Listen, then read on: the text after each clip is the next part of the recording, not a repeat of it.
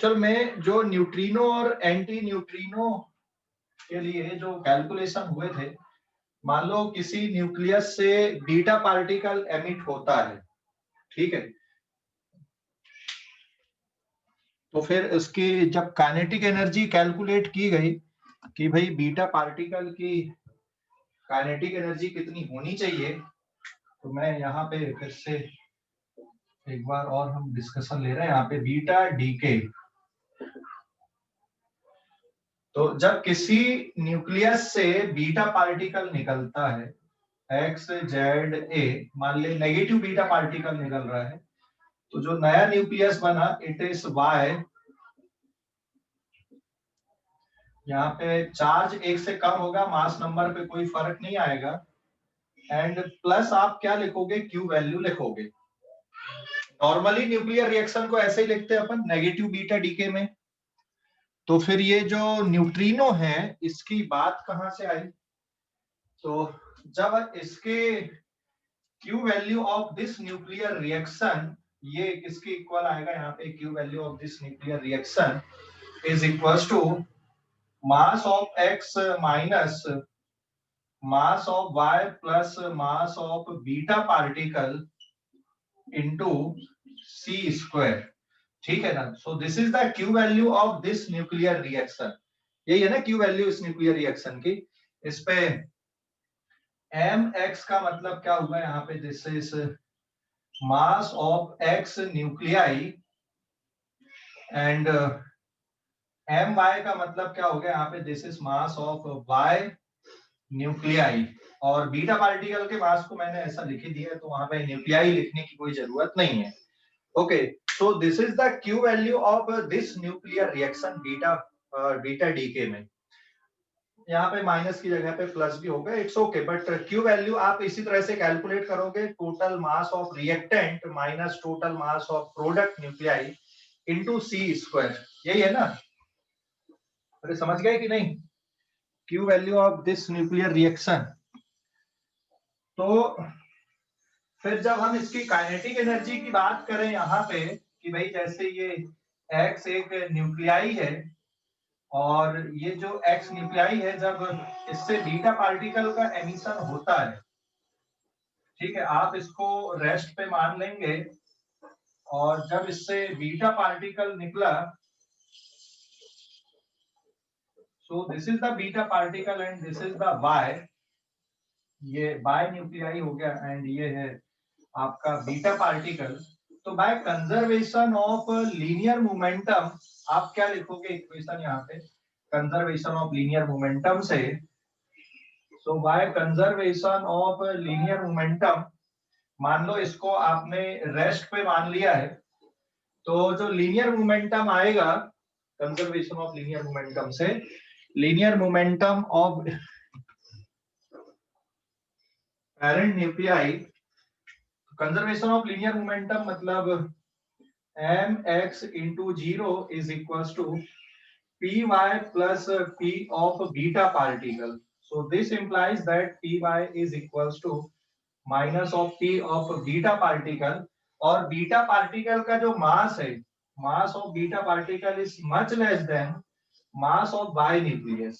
So therefore kinetic energy of y is nearly equals to, ये किसके बराबर आएगा यहाँ पे, तो जो हमने Q वैल्यू लिखा था, this is equals to kinetic energy of y plus kinetic energy of beta particle, और काइनेटिक एनर्जी मतलब आप लिख सकते हो यहाँ पे P Y square upon 2 times mass of y plus P of beta particle square divided by 2 times mass of beta particle. तो इसमें मैं इसकी काइनेटिक एनर्जी लिख दूं बीटा पार्टिकल की, तो यहाँ पे p of beta square divided by 2 times mass of beta particle, bracket के अंदर बचेगा 1 प्लस यहाँ पे मास of beta divided by mass of y।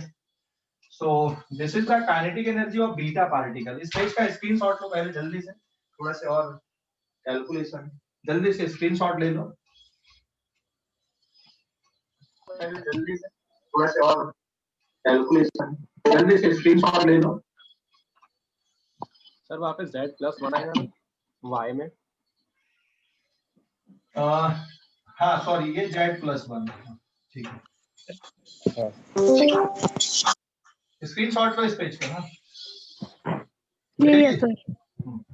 अब देखिए इतना यहाँ पर का कैलकुलेशन हो गया, तो अगर हम बात करें भाई कि काइनेटिक एनर्जी कितनी आ रही, मैं यहाँ पे मिटा देता हूँ, ठीक है। ये तो क्यू वैल्यू हो गई इसकी, ये न्यूक्लियर रिएक्शन की क्यू वैल्यू आपने इस तरह से कैलकुलेट किए।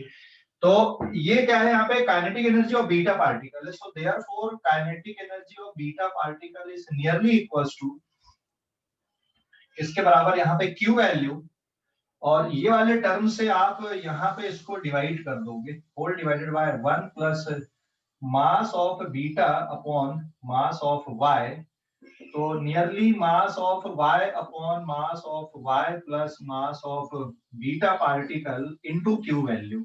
इसको सॉल्व करोगे तो, बट क्योंकि बीटा पार्टिकल का मास बहुत कम है किसके कंपैरिजन में, वाई के कंपैरिजन में, तो बीटा पार्टिकल की जो काइनेटिक एनर्जी है, मतलब ये वाला जो न्यूक्लियाई है वाई, ये लगभग लगभग आपको रेस्ट पे देखेगा। So what is kinetic energy of beta particle is nearly Q value of nuclear reaction, ठीक है। मतलब यहाँ पे जितने भी बीटा पार्टिकल निकल रहे हैं उनकी सभी की एनर्जी कैसी होनी चाहिए थी, सेम होनी चाहिए थी। बट एक्सपेरिमेंटल, ये मिटा दो इधर का, बट जो एक्सपेरिमेंट है बीटा पार्टिकल का स्पेक्ट्रम जब देखा गया, बीटा पार्टिकल का जब स्पेक्ट्रम देखा गया, दिस इज पेज नंबर 2, तो intensity versus kinetic energy of beta particle, और इधर पे आपने उसकी इंटेंसिटी लिए, तो ये जो ग्राफ है बीटा पार्टिकल का ऐसा कुछ आया। अब क्या डिफरेंस हुआ, देखो काइनेटिक एनर्जी यहाँ पे लगभग लगभग क्यू वैल्यू के बराबर है, और जो एक्सपेरिमेंटल ऑब्जर्वेशन है स्पेक्ट्रम ऑफ बीटा पार्टिकल का, वो आपको कुछ इस तरह से ऑब्जर्व हुआ। तो थ्योरेटिकल वैल्यू कैसी आनी चाहिए थी बाय द कैलकुलेशन, ये ग्राफ आपको ऐसा मिलना चाहिए था, थ्योरेटिकली ऐसा मिलना था। थ्योरेटिकली ये ग्राफ आपको स्ट्रेट लाइन मिलना था, मतलब सभी बीटा पार्टिकल की जो एनर्जी है वो सेम मिलनी थी। बट बीटा पार्टिकल की एनर्जी सभी की सेम नहीं है, कुछ की बहुत कम है, फिर कुछ की इंटरमीडिएट है, कुछ की ज्यादा है। मतलब यहाँ पर जो बीटा पार्टिकल निकल रहे हैं उनकी एनर्जी सभी की एक जैसी नहीं है, ठीक है। तो जो experimental observation, this is experimental observation, ये एक्सपेरिमेंटल ऑब्जर्वेशन, ये ऐसा ग्राफ मिला। मिलना कैसा चाहिए था, कांस्टेंट मिलना चाहिए था। मतलब सभी बीटा पार्टिकल की जो काइनेटिक एनर्जी है वो लगभग लगभग आपको कैसी मिलनी चाहिए थी, यहाँ पे कांस्टेंट मिलनी चाहिए थी, बट ये कांस्टेंट आपको नहीं मिला, ठीक है। समझ गए कि नहीं, ये ग्राफ कांस्टेंट नहीं मिला, बीटा पार्टिकल की एनर्जी बदल रही थी, कुछ की ज्यादा थी कुछ की कम थी, मतलब इंटेंसिटी कांस्टेंट नहीं मिली। अरे समझ गए कि नहीं, समझ गए। इसका मतलब क्या हुआ कि यहाँ पे बीटा पार्टिकल के साथ में, अच्छा अगर हम बाय की बात करें, भाई इसकी काइनेटिक एनर्जी कितनी, तो इसकी तो नेग्लिजिबल है क्योंकि इसका मास बहुत ज्यादा है यहाँ पर। इसका मतलब ये हुआ कि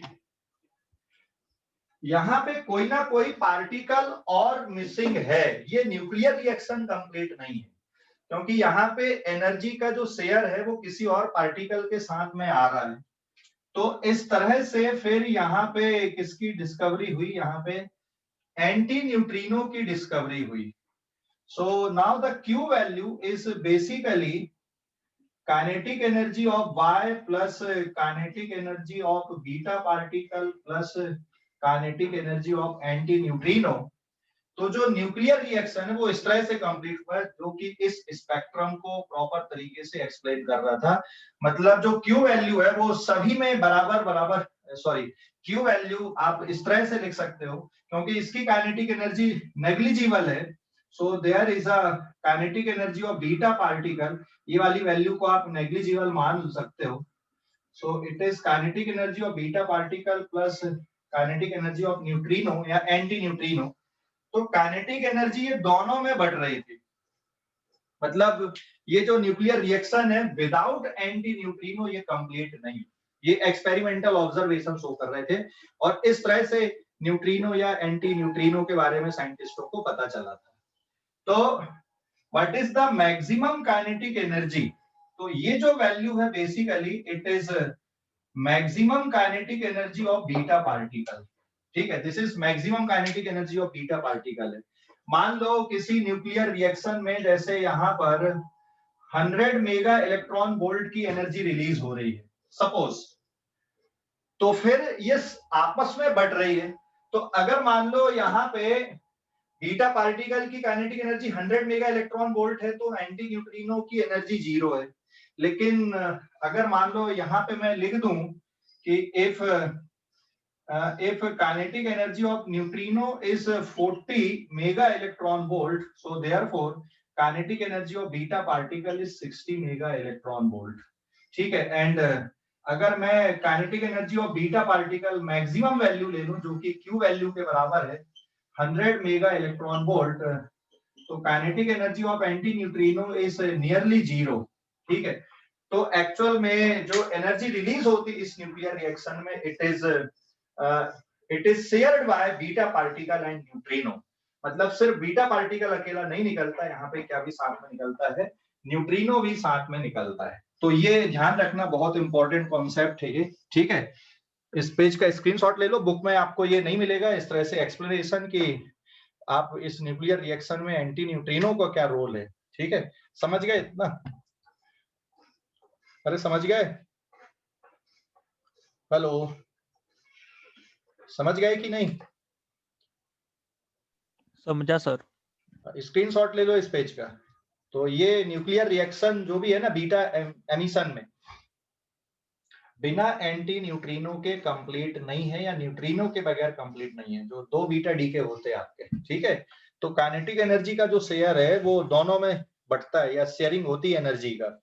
ठीक है, तो इसलिए यहाँ पे जो एक्सपेरिमेंटल स्पेक्ट्रम आ रहा था बीटा पार्टिकल की काइनेटिक एनर्जी वर्सेस इंटेंसिटी का, वो आपको इस तरह से ऑब्जर्व हो रहा था। ठीक है, समझ गए कि कुछ बीटा पार्टिकल की काइनेटिक एनर्जी ज्यादा थी और कुछ की कम थी, कुछ की इंटरमीडिएट थी, क्योंकि जो एनर्जी रिलीज हो रही थी वो बढ़ रही थी किसमें, न्यूट्रिनो एंड बीटा पार्टिकल में। ठीक है sir, kinetic energy of Y 0 कैसे हुआ? क्योंकि उसका मास बहुत ज्यादा है ना, मास बहुत ज्यादा वहां पे।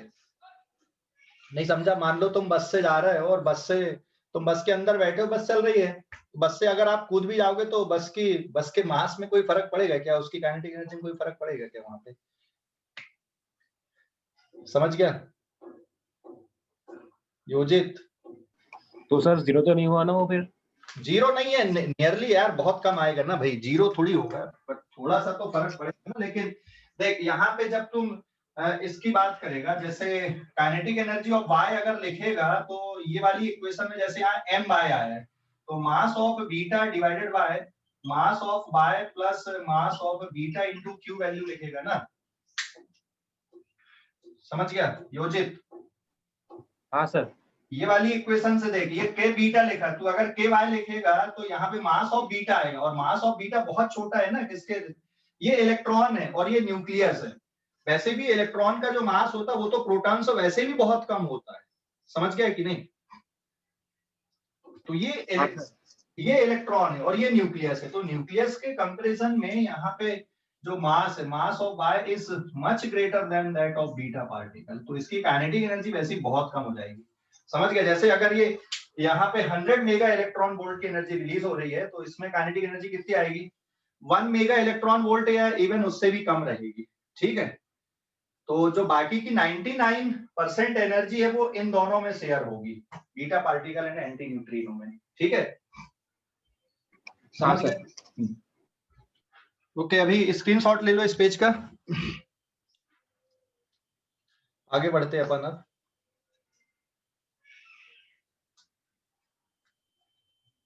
पेज नंबर 3 पे ले लिए screenshot? Yes sir.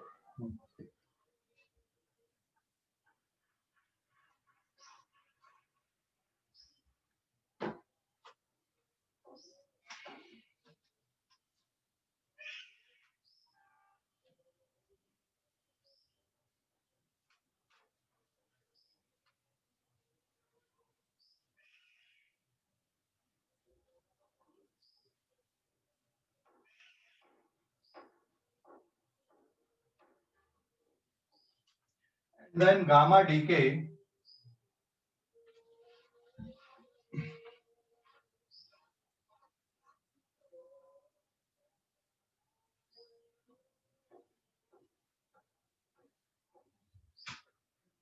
now this is page number 3 gamma decay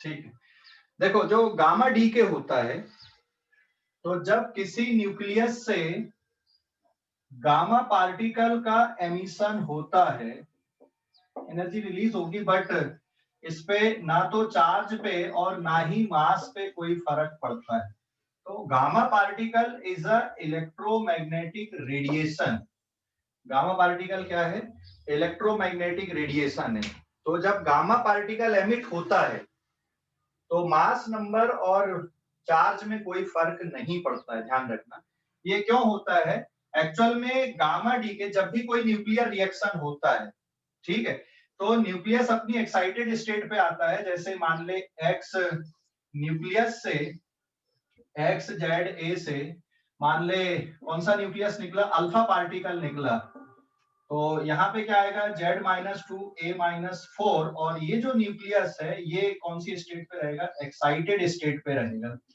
excited state पे रहेगा एंड तो फिर से ये फर्दर ये जो Y न्यूक्लियस है ये यहाँ पर गामा रेडिएशन का एमिशन करके ये न्यूक्लियस किस पे आता है ग्राउंड स्टेट पे आता है तो जब भी अल्फा या बीटा डीके होता है उसके बाद हमेशा आपको क्या मिलेंगी गामा रेडिएशंस मिलेंगी न्यूक्लियस से ठीक है तो उसका रीजन क्या है जब अल्फा या बीटा पार्टिकल एमिट होता है तो न्यूक्लियस तुरंत ग्राउंड स्टेट पे नहीं आता न्यूक्लियस ग्राउंड स्टेट पे आने के लिए गामा रेडिएशंस का एमिशन करता है समझ गए अभी अरे समझ गया इसलिए जब गामा डीके होता है ना तो न्यूक्लियस के मास नंबर और चार्ज पे कोई फर्क नहीं पड़ता ये इलेक्ट्रोमैग्नेटिक रेडिएशन है बेसिकली गामा रेडिएशन ठीक है समझ गए हेलो अरे समझ गए या नहीं हेलो समझ गए सर हाँ स्क्रीनशॉट लो इस पेज का एक क्वेश्चन बता रहा हूँ इसमें मैं गामा डीके का क्वेश्चन हम डिस्कस कर रहे हैं स्क्रीनशॉट ले लो इस पेज का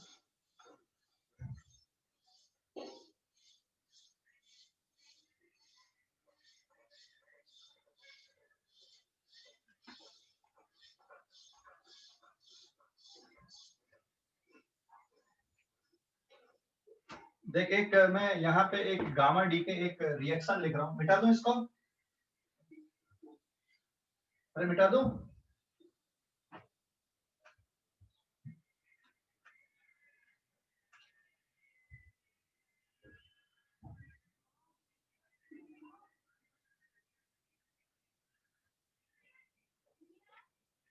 now this is page number 4 तो गामा डीके से जो न्यूक्लियस का सेल मॉडल है वो थोड़ा एक्सेप्टेबल होता है जैसे एटम के बहुत सारे मॉडल आए थे ना एटॉमिक मॉडल एटम के आए थे ना रदरफोर्ड प्लम पुडिंग फिर बोर्स एटॉमिक मॉडल और भी हैं तो वैसे ही न्यूक्लियस के मॉडल्स के बारे में सोचा जाता है तो गामा डीके से गामा रेडिएशन निकलने से ऐसा माना जाता है कि न्यूक्लियस के अंदर जो न्यूक्लियॉन्स होते हैं वो भी अलग अलग एनर्जी स्टेट पे होते हैं अलग अलग सेल में होते हैं तो ये एक सेल मॉडल है न्यूक्लियस का इसलिए थोड़ा ज्यादा एक्सेप्टेबल है ठीक है तो गामा डीके इस बात को शो करता है कि भाई न्यूक्लियस के अंदर भी क्या होते हैं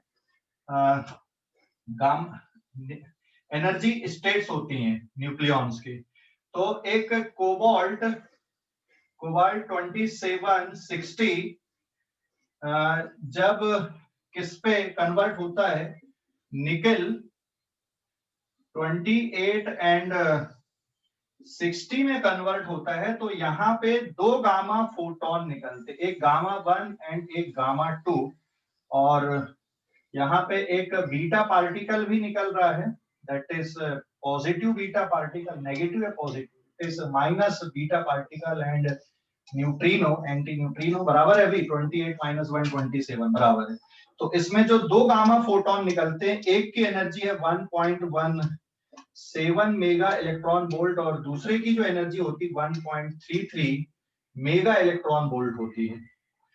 तो यहां पर जब आप टोटल एनर्जी लिखोगे इसकी, तो this Q value is equals to kinetic energy of nickel plus energy of gamma 1 photon plus energy of gamma 2 photon plus kinetic energy of beta particle plus energy of anti neutrino. तो अगर आप इसको rest पे मान रहे हो cobalt को, तो जो क्यू वैल्यू है वो इस तरह से आप लिखी जाएगी। बट ये न्यूक्लियस बहुत हैवी है, इसकी काइनेटिक एनर्जी लगभग जीरो आएगी। So it is gamma energy of gamma 1 plus energy of gamma 2 plus energy of beta particle plus energy of neutrino। ये इस तरह से लिखा जाएगा। मतलब जब कोबाल्ट से निकिल बन रहा है तो एक बीटा पार्टिकल का एमिशन होता है, लेकिन साथ में क्या भी निकलती है, इसमें गामा रेडिएशंस भी निकलती हैं। ठीक है, तो इस पेज का स्क्रीनशॉट लो, फिर मैं डायग्राम बना के बता रहा हूँ। यहाँ पे स्क्रीनशॉट लो इस पेज का, स्क्रीनशॉट ले लो, ले लिए? Yes, sir. अच्छा, इसमें अगर मैं इसकी वैल्यू को मैक्सिमम कर दूं, तो जैसे मैंने यहाँ पे लिख दिया energy of gamma 1 plus energy of gamma 2 और maximum kinetic energy of beta particle अगर लिख दें तो इसकी एनर्जी आ जाएगी 0 and that is equals to Q value. और जो क्यू वैल्यू है इसका कैलकुलेशन कैसे करोगे? मास ऑफ कोबाल्ट, ठीक है, mass of cobalt nucleus 60, mass of cobalt 27 and 60 minus क्या जाएगा यहाँ पे, mass of nickel 28 and 60 plus mass of beta particle और इनटू क्या कर दोगे यहाँ पे सी स्क्वायर कर दोगे।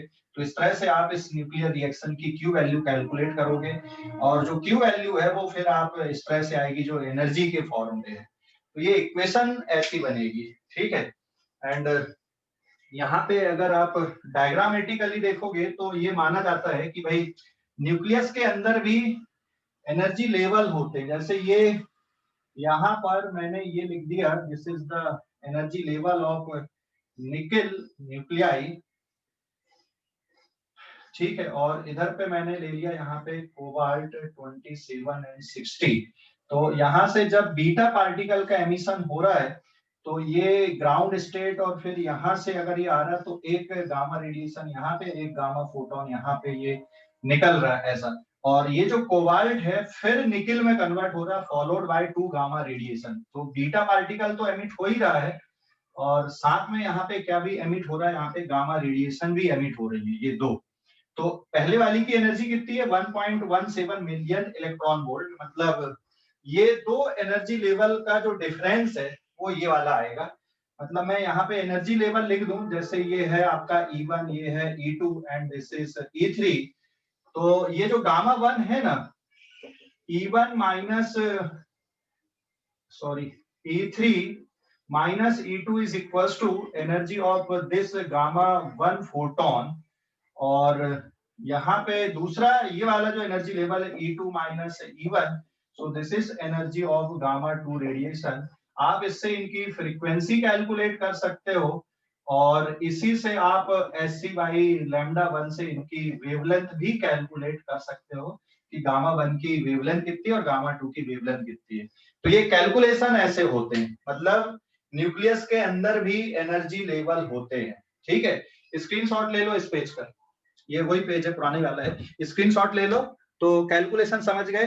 किसी भी न्यूक्लियर रिएक्शन को अगर लिखोगे तो क्यू वैल्यू कैलकुलेट करोगे, फिर अगर वहां पे गामा रेडिएशन आ रही है तो आपको गामा रेडिएशन की एनर्जी भी लिखना पड़ेगा।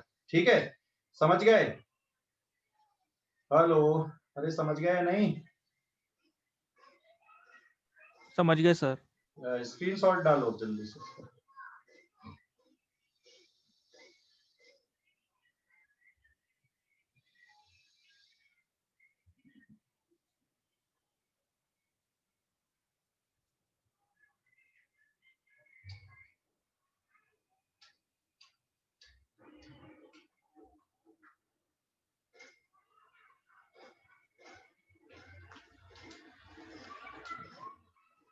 हो गया, ले लो स्क्रीनशॉट, ले लो इस पेज का।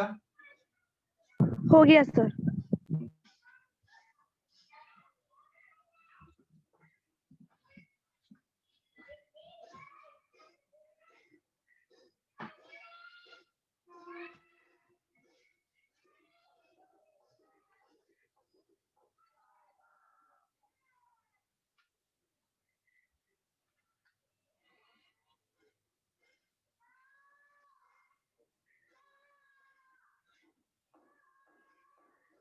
एक क्वेश्चन करवा रहा हूँ एनसीईआरटी का, एडिशनल एक्सरसाइज का क्वेश्चन है, बट एनसीईआरटी से क्वेश्चन जरूर करना, काफी अच्छे तगड़े क्वेश्चन दिए हुए एनसीईआरटी में इस चैप्टर में। हाँ, तो एनसीईआरटी से क्वेश्चन जरूर करना इसके, न्यूक्लियर फिजिक्स के सभी लोग। क्वेश्चन है, this is from NCERT and the question is 13.29। ये इसका क्वेश्चन नंबर है, एडिशनल एक्सरसाइज का है। एंड क्वेश्चन ये दिया हुआ है कि यहां पर एक गोल्ड न्यूक्लियस, ये गोल्ड न्यूक्लियस है, दिस इज 79 एंड 198।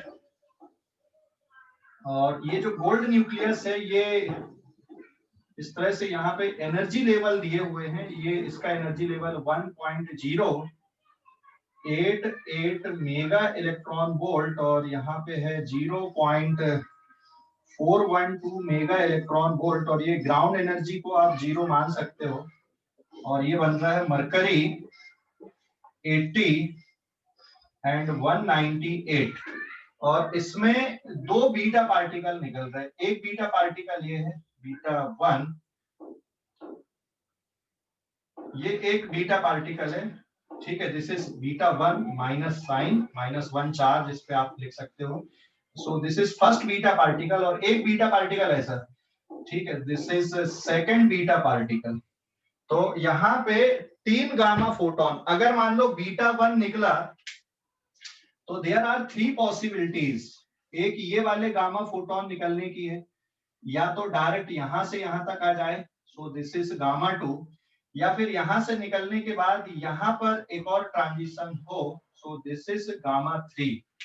तो जब ये गोल्ड, मतलब ये गोल्ड न्यूक्लियस है, अगर मैं न्यूक्लियर रिएक्शन लिखूं, गोल्ड न्यूक्लियस 79 एंड 198 से बीट क्या बन रहा है यहाँ पे, मर्क्यूरी बन रहा है। This is 80 and 198 plus -1 and 0। ये कौन सा बीटा पार्टिकल है, फर्स्ट वाला बीटा पार्टिकल है। तो इसके साथ में गामा 1 प्लस गामा 2, गामा 1 और गामा 3 निकल रहा है, या फिर सिर्फ क्या निकल रहा है यहाँ पे, गामा, यहाँ पे कितनी पॉसिबिलिटी आ रही है, गामा 1 भी निकल सकता है, गामा 2 भी निकल सकता है, plus gamma 1 plus gamma 2 and anti neutrino, या फिर इसी से mercury 80 and 198 plus negative beta particle, this is first वाला, या फिर डायरेक्ट गामा 3 सॉरी गामा 2 निकले, यहाँ पे गामा 1 प्लस गामा 3, या सिंपली गामा 2 निकले प्लस एंटी न्यूट्रिनो एंड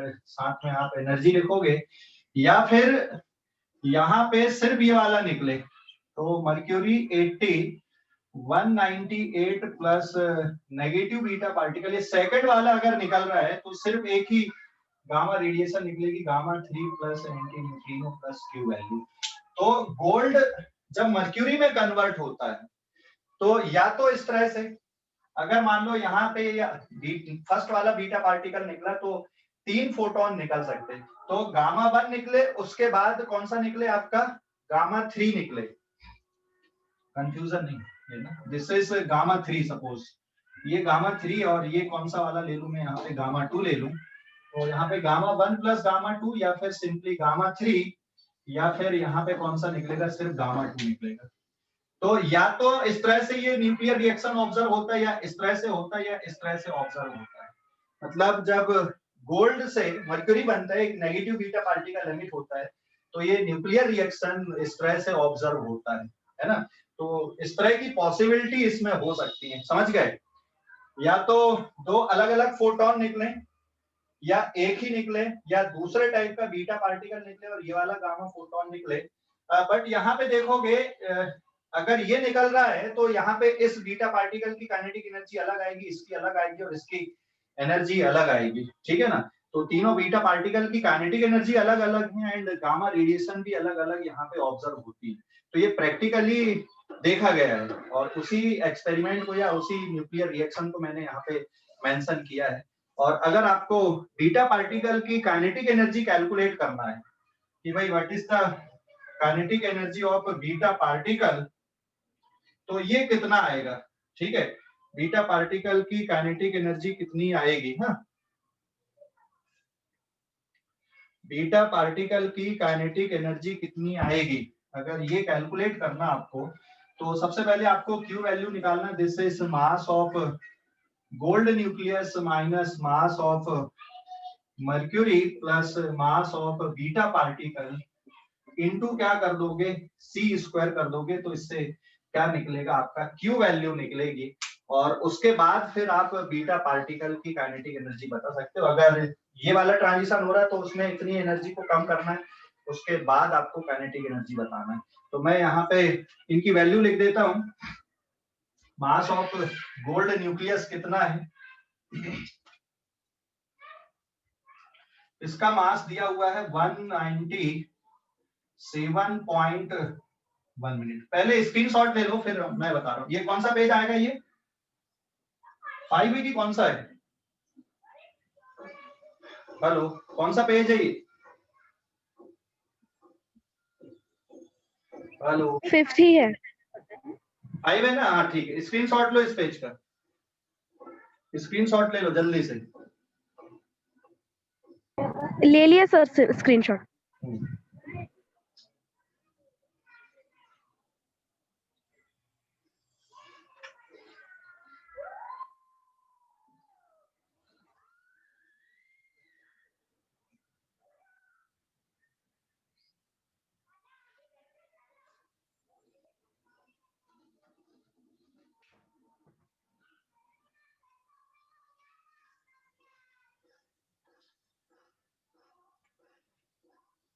तो क्वेश्चन में दिया हुआ है गिवन दैट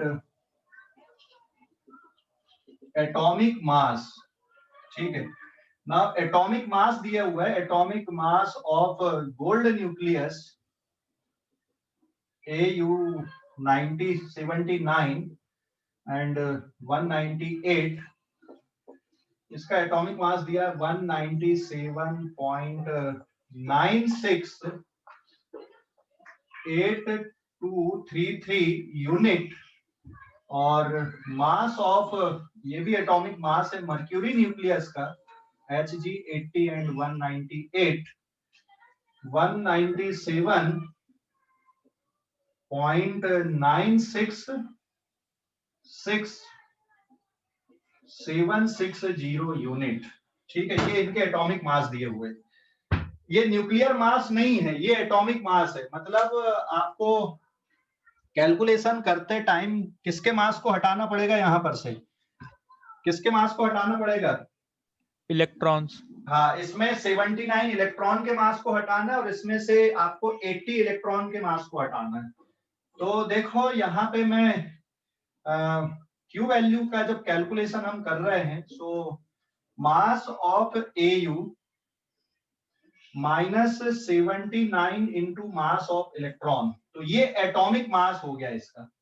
एंड फिर माइनस का साइन यहाँ पे आएगा। पहले आप अब क्या लिखोगे, mass of mercury -80 times mass of electron, और फिर प्लस यहाँ पर एक बीटा पार्टिकल भी तो निकल रहा है ना, तो प्लस मास ऑफ इलेक्ट्रॉन आपको लेना पड़ेगा इंटू C स्क्वायर। बट देखो एक बहुत इंटरेस्टिंग फैक्ट आ गया यहाँ पे, जब आप नेगेटिव बीटा पार्टिकल ले रहे हो, ये नेगेटिव बीटा पार्टिकल है ना, ये वाला है ना, तो यहाँ पे -79 और ये माइनस, ये भी कितना बच रहा है यहाँ पे -79 और माइनस माइनस प्लस, तो मास ऑफ इलेक्ट्रॉन का काम ही खत्म हो गया यहाँ पे। अगर ये कैलकुलेशन आप देखोगे तो आपका जो कैलकुलेशन है वो सीधा सीधा एटॉमिक मास से हो जा रहा है यहाँ पे, हाँ या ना। अरे मास ऑफ इलेक्ट्रॉन वाला जो टर्म है वो पूरे कैंसिल आउट हो गए। तो Q वैल्यू के लिए कैलकुलेशन में mass of AU nucleus minus of mercury atom, into C square. तो ये एटॉमिक मास मैंने लिख दिया यहाँ पे, ये भी एटॉमिक मास और ये भी है। तो अगर हम दोनों का डिफरेंस ले लें, यहीं पे मैं डिफरेंस ले लूं, ये कितना बचेगा यहाँ पे 3, ये 13 में से 6 गया 7, और यहाँ पे 11 में से 7 गया 4, और फिर ये कितना बचेगा 7 में से 6 गया 1, और उसके बाद 2 0, 0.00 यूनिट इंटू सी स्क्वायर, मतलब आप 0.001473 इंटू 931.5 का मल्टीप्लाई कर दो तो आंसर इसका मेगा इलेक्ट्रॉन वोल्ट में निकल जाएगा। और मैं डायरेक्ट कैलकुलेटर का यूज कर देता हूँ यहाँ पे कैलकुलेशन करने के लिए। ये समझ गया मास ऑफ इलेक्ट्रॉन कैसे कट गया? देख लो जरा, नहीं समझे हो तो पूछो। मास ऑफ इलेक्ट्रॉन कैसे कट गया देख लो। मास ऑफ इलेक्ट्रॉन सर एक बार मामा से पता था ना। बता रहा हूँ, मास ऑफ इलेक्ट्रॉन कैसे कटा है ये बता देता हूँ। सो इट इज जी,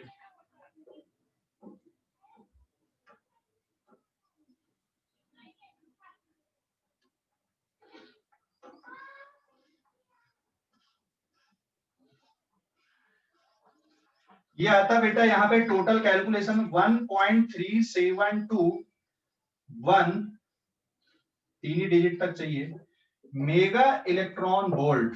मतलब ये न्यूक्लियर रिएक्शन की क्यू वैल्यू। देख मास ऑफ इलेक्ट्रॉन कैसे कट गए, यहाँ पे तू ये किसका मास दिया है, गोल्ड एटम का मास है। तो गोल्ड एटम के मास में से आपको क्या हटाना पड़ेगा, 79 टाइम्स मास ऑफ इलेक्ट्रॉन हटाना पड़ेगा ना, तब तो ये गोल्ड न्यूक्लियस का मास बचेगा। समझ गया योजित? हाँ सर। और ऐसे मरकरी में से 80 इलेक्ट्रॉन के मास को हटाना पड़ेगा, तब ये मरकरी न्यूक्लियस का मास बचेगा। और लेकिन यहाँ पे जो न्यूक्लियर रिएक्शन है आपकी, दिस इज एयू से, सॉरी एयू से क्या बन रहा है, यहाँ पे मर्क्यूरी बन रहा है प्लस एक नेगेटिव बीटा पार्टिकल आ रहा है, anti neutrino plus Q value plus gamma photon में यहाँ पे लिख दे रहा हूँ। सो दिस इज 79 एंड 198, और इट इज 80 एंड 198 एंड ये -1। तो यहाँ पे मरकरी में से आपको 80 मास ऑफ इलेक्ट्रॉन हटाना, लेकिन ये मास ऑफ इलेक्ट्रॉन और ऐड करना पड़ेगा क्योंकि बीटा पार्टिकल निकला है। तो यहाँ पे -80 प्लस एमई कितना बचा, -79 बचा, और ये माइनस है, माइनस माइनस प्लस 79, और ये -79 कट गया। तो यहाँ पे मास ऑफ इलेक्ट्रॉन की जरूरत ही नहीं पड़ी, ये जो एटॉमिक मास दिए थे वहीं से ये कैलकुलेशन हो गया। देख लो अभी, समझ गए योजित? योजित? हाँ सर। हाँ सर। मास ऑफ इलेक्ट्रॉन की जरूरत ही नहीं पड़ी यहाँ पे कैलकुलेशन में, वो कैंसिल आउट हो गए है ना। एटॉमिक मास के जो मास ऑफ इलेक्ट्रॉन हटाओगे उससे वो कैंसिल आउट हो गए यहाँ पे। अब ले लो इस पेज का स्क्रीनशॉट लो। तो ये क्यू वैल्यू निकल के आ गई यहाँ पे, ठीक है। This is the Q value of this nuclear reaction. तो अब हम maximum kinetic energy of beta 1 and beta 2 calculate कर देते हैं।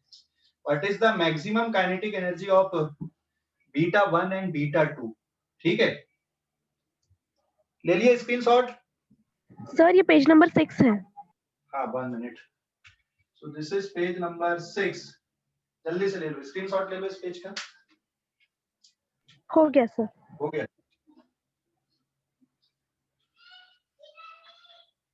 देख ये वाली वैल्यू को ध्यान रखना, ये क्यू वैल्यू निकल के आ गई यहाँ पे इस न्यूक्लियर रिएक्शन पे। तो ये मैं मिटा देता हूँ यहाँ पे, अब हमारा काम बहुत आसान हो गया है।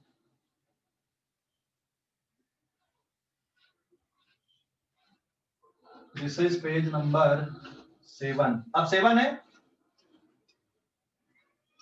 हाँ तो सर। इस न्यूक्लियर रिएक्शन की क्यू वैल्यू कितनी आई, 1.3721 मेगा इलेक्ट्रॉन वोल्ट आ गई। तो what is the maximum kinetic energy of beta 1 particle? So therefore Q value is equals to K maximum of beta 1, ठीक है। एंड प्लस जब बीटा 1 अगर निकलेगा तो इतना एनर्जी डिफरेंस और आएगा, प्लस 1.088 मेगा इलेक्ट्रॉन वोल्ट और लिखना पड़ेगा, जिसपे या तो क्या निकल जाएगा, सीधा सीधा गामा 3 निकल जाएगा, या गामा 1 प्लस गामा 2 निकलेगा। तो यहाँ पे या तो गामा 3 अकेला निकलेगा या गामा 1 प्लस गामा 2 मिलके 1.088 बनाएंगे। तो ये so therefore K maximum of beta 1 particle is equals to 1.3721 minus 1.088। तो ये 1 यहाँ पे 12 में से 8 गया 4 और ये 16 में से 8 गया 8, तो 0.2841 mega electron volt is the maximum kinetic energy of beta 1 particle. अब ऐसे ही आप सेकंड वाले की निकाल सकते हो। And similarly maximum kinetic energy of beta 2 particle will be 1.3721। इसमें से कितना सब्ट्रैक्ट करोगे, कितना करना पड़ेगा, माइनस 0.412 सब्ट्रैक्ट कर दोगे 106 13 में से 4 गया 9, तो इतना मेगा इलेक्ट्रॉन वोल्ट सेकंड वाले बीटा पार्टिकल की मैक्सिमम काइनेटिक एनर्जी, क्योंकि इतनी एनर्जी का एक गामा 2 फोटोन यहाँ पे निकलेगा। समझ गए? अरे समझ गए कि नहीं? कैलकुलेशन, हेलो, कैलकुलेशन समझ गए? Yes sir. स्क्रीनशॉट ले लो इसका। तो ये कहानी थी भैया बीटा पार्टिकल की, बीटा पार्टिकल एमिशन की। तो कहानी थोड़ी आसान नहीं है, काफी कुछ है उसमें, है ना। Beta particle, beta decay and gamma decay में, वैसे ही आपका उसके लिए भी हो जाएगा, अल्फा डीके के लिए भी इसी तरह से कैलकुलेशन बनते हैं। अगर अल्फा के साथ में गामा आ रहा है ना, तो कैलकुलेशन का तरीका यही है। समझ गए? कैलकुलेशन की मेथड समझ गए? चलो स्क्रीनशॉट ले लो इस पेज का। तो ये था गामा डीके, किस तरह से होता है आप लोग समझ गए इसको, गामा डीके को। एंड बीटा पार्टिकल,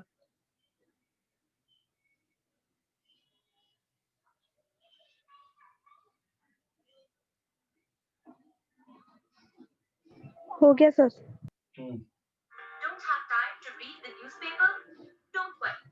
हो गया ना? हाँ सर। एनसीईआरटी रखी आप लोगों के पास में? एनसीईआरटी है क्या? एनसीईआरटी है, फ्रीक्वेंसी निकाल सकते हो कि नहीं? अब इसकी गामा 1 की फ्रीक्वेंसी निकाल सकते हो? What is the frequency of gamma 1 radiation, what is the frequency of gamma 2 radiation and what is the frequency of gamma 3 radiation here?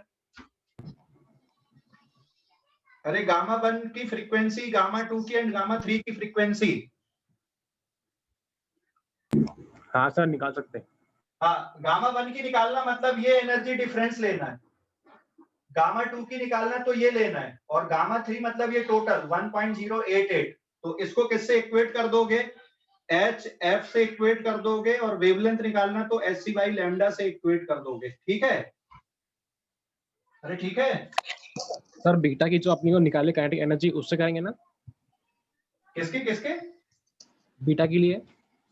अरे बीटा पार्टिकल की काइनेटिक एनर्जी के लिए जैसे बीटा 1 की निकालना, तो क्यू वैल्यू में से इतनी, क्योंकि यहां से यहां तक की ना इतनी एनर्जी को हटाना पड़ेगा ना, ये तो गामा रेडिएशन की एनर्जी हो गई। तो जो क्यू वैल्यू है उसमें बीटा पार्टिकल की काइनेटिक एनर्जी भी है, न्यूट्रिनो के भी है, और गामा रेडिएशंस की भी है, सबकी मिला के क्यू वैल्यू बनती है। ध्यान रखना ये, ठीक है?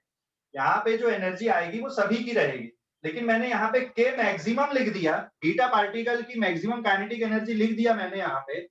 इसका मतलब आपको न्यूट्रिनो की काइनेटिक एनर्जी को 0 ले लेना है, तो इसलिए हमने न्यूट्रिनो को कंसीडर ही नहीं किए यहाँ पे। ठीक है? तो के मैक्सिमम ऑफ बीटा 1 प्लस इतनी एनर्जी का डिफरेंस मिलके क्या बनेगा? क्यू वैल्यू बनता है। ठीक है योजित? हाँ सर। सर वो बीटा पार्टिकल की फ्रीक्वेंसी निकालनी, तो फिर उससे कैसे निकालेंगे? हाँ चल देख ले, अभी इस पेज का स्क्रीनशॉट ले लो आप लोग, इस पेज का स्क्रीनशॉट ले लो। ले लिए? हो गया सर।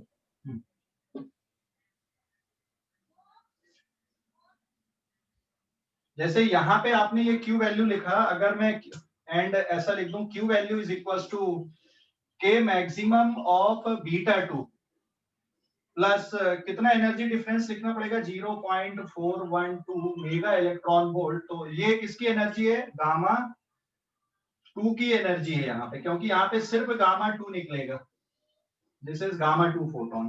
तो अगर हमें गामा टू फोटोन की एनर्जी लिखना है, सो HF2 मतलब ये वाले की फ्रीक्वेंसी आपको लिखना है, HF2 या फिर Hc अपॉन लैम्डा बाई 2। तो गामा 2 के लिए लिखना है तो एनर्जी डिफरेंस कितना है, 0.412 मेगा इलेक्ट्रॉन वोल्ट से इक्वेट करना है। और अगर HF1 लिखना है सो it is Hc by lambda 1। तो ये energy difference 1.088 minus 0.412 mega electron volt divided, इससे इक्वेट करना है, समझ गए। और गामा 3 लिखना है तो फिर यहां से डायरेक्ट इक्वेट कर लेना। तो जैसे मान ले HF3 या फिर Hc बाई लैम्डा 3 लेना है तो ये पूरा इतना आ जाएगा, this is equals to 1.088 mega electron volt. ठीक है, समझ गया योजित? हाँ सर। हाँ, अभी ये पेज नंबर 8 है। और सर बीटा पार्टिकल के निकालना होगा तो फिर बीटा पार्टिकल की फ्रीक्वेंसी थोड़ी रहेगी, बीटा तो पार्टिकल है ना, इलेक्ट्रॉन है ना, इलेक्ट्रॉन की फ्रीक्वेंसी क्यों आएगी, उसकी तो काइनेटिक एनर्जी रहेगी ना। फ्रीक्वेंसी किसकी रहती है, रेडिएशन की रहती है ना। हेलो, फ्रीक्वेंसी और वेवलेंथ किसकी रहती है, रेडिएशन की। बीटा पार्टिकल क्या है, इलेक्ट्रॉन है, पार्टिकल है, तो उसकी काइनेटिक एनर्जी रहेगी ना, तो वो तो निकाल ही दी ना काइनेटिक एनर्जी हमने, समझ गया। हाँ सर। कोई डाउट अभी इस पे, कोई डाउट? सर हाँ। बीटा पार्टिकल के साथ फिर डी ब्रॉगली वेव भी तो निकलेंगी, तो फिर उसकी वेवलेंथ का नहीं, काउंटिंग ऐसा कैसे नहीं है। करेंगे? डी ब्रॉगली वेवलेंथ तो वो काइनेटिक एनर्जी से कैलकुलेट करोगे कि बीटा पार्टिकल की डी ब्रॉगली वेवलेंथ कितनी है, तो फिर मैक्सिमम काइनेटिक एनर्जी से आप बता सकते हो वहां पे कैलकुलेशन, तो वो डिफरेंट कैलकुलेशन हो गया, समझ गए। ये यहां से थोड़ी होगा। तो ये जो maximum kinetic energy of beta 1 या बीटा 2 आपने निकाले, इसको इक्वेट करोगे ना डी ब्रॉगली वेवलेंथ के लिए। ठीक है, ये तो गामा रेडिएशन तो अलग ही कहानी हो गई, वो तो अलग ही हो गया वहां से। अरे समझा कि नहीं? तो वो के मैक्सिमम को Hc बाय लैम्डा से इक्वेट करना रहेगा ना? नहीं, डी ब्रॉगली वेवलेंथ का फार्मूला क्या होता है, H अपॉन P। P मतलब लीनियर मोमेंटम, और P को क्या लिखते हो, under root 2 times mass into kinetic energy, याद है? हाँ सर। हाँ, तो वहां से इक्वेट करना पड़ेगा ना तुमको इसको। ठीक है, ठीक है सर। ओके।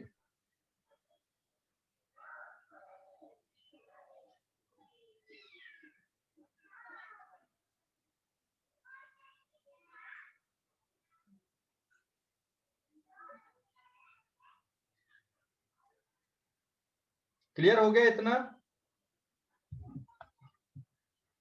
एंड देन, हाँ बोलो, कुछ पूछ रहे थे। सर अगर हमने मर्क्यूरी पे बीटा पार्टिकल, एंटी न्यूट्रिनो और गामा का अगर बम्बार्डमेंट किया तो क्या वो गोल्ड में चेंज हो जाएगा? किसका बम्बार्डमेंट किए अपन ने मर्क्यूरी पे? सर ये जो प्रोडक्ट में हमें चीजें मिली है, हाँ, वो सबका वापस बम्बार्डमेंट अगर मर्करी पे किए है हाँ, तो क्या वो वापस गोल्ड पे चेंज हो जाएगा? हाँ, वापस हो तो जाएगा, लेकिन यहाँ पे क्या करना पड़ेगा आपको, बाहर से एनर्जी देनी पड़ेगी। मतलब बाहर से एनर्जी देने का मतलब समझ गया?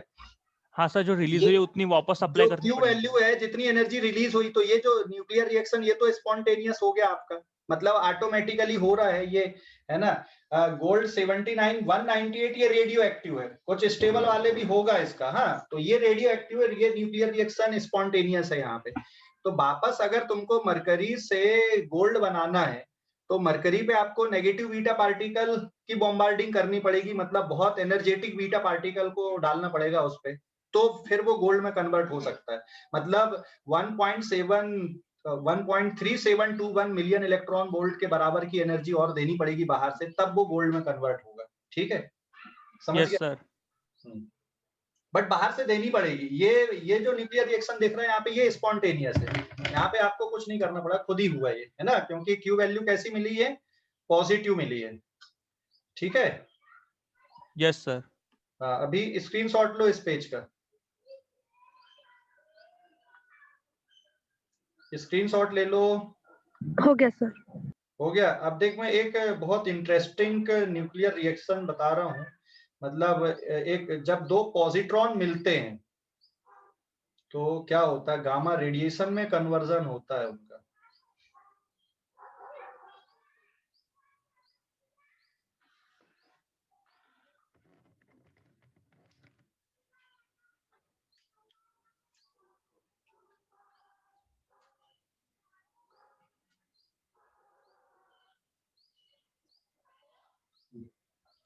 बस 5 मिनट फिर क्लास खत्म कर रहा है। ये एक न्यूक्लियर ये बता दूं मैं, तुम जो proton and anti proton, electron and positron की बात कर रहे थे ना,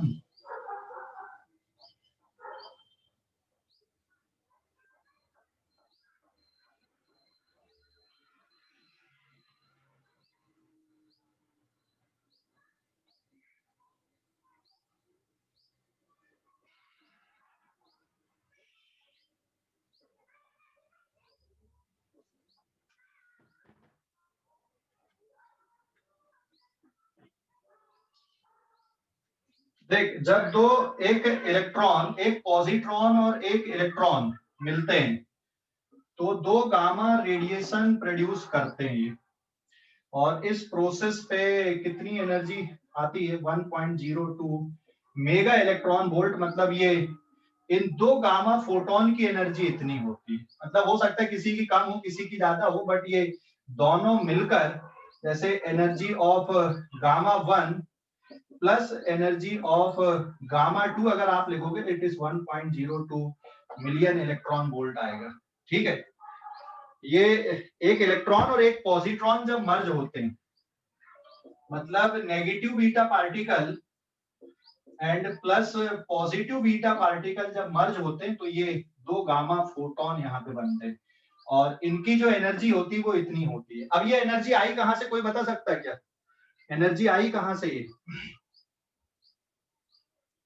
एनर्जी कहां से आई? ये वाली एनर्जी कहां से आई? ये क्या है? पार्टिकल है और ये क्या है? रेडिएशन। ये पार्टिकल है ना, और ये क्या है? Electromagnetic radiation. मतलब मैटर किसमें कन्वर्ट हो गया? यहाँ पे एनर्जी पे। मैटर एनर्जी पे कन्वर्ट हो गया ना। अब जो बायो वाले बच्चे हैं तो एक फोटोसिंथेसिस रिएक्शन याद है?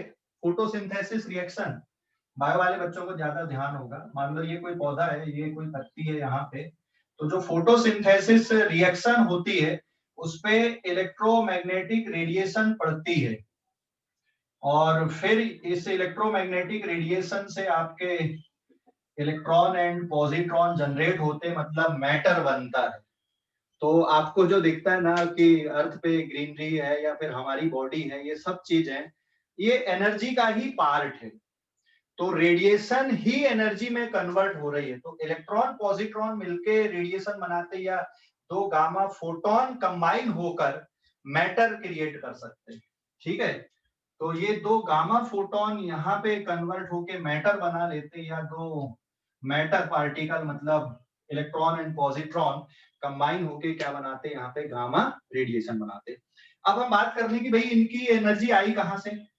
तो energy of gamma photon is equals to kinetic energy of electron plus kinetic energy of positron, ये भी पूरी डिसअपियर हो गई, plus mass of beta particle into C square. क्योंकि यहाँ पे दो बीटा पार्टिकल आपके इन्वॉल्व हुए हैं तो यहाँ पे 2 का मल्टीप्लाई कर देना। तो ये जो एनर्जी आ रही है ये काइनेटिक एनर्जी और मास एनर्जी इक्वेशन से आई है।